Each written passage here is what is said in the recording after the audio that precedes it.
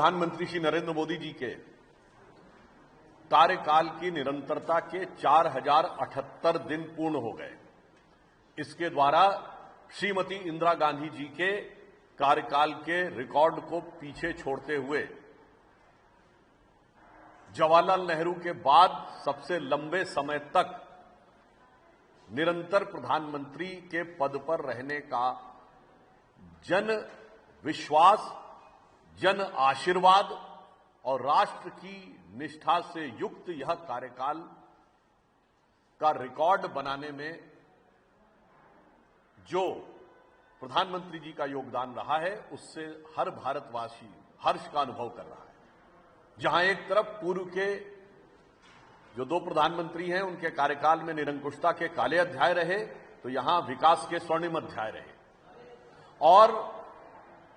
प्रधानमंत्री श्री नरेंद्र मोदी जी जन समर्थन के द्वारा चुनकर आकर प्रधानमंत्री पद पर आसीन होने वाले प्रधानमंत्री हैं, जबकि इंदिरा जी और नेहरू जी दोनों पहली बार जब प्रधानमंत्री बने तो जन समर्थन के द्वारा नहीं, परिस्थितियों की अपरिहार्यता या परिस्थितियों के राजनीतिक दांवपेच के बीच में से बने थे। परंतु इस अवसर पर ही झारखंड सरकार के एक मंत्री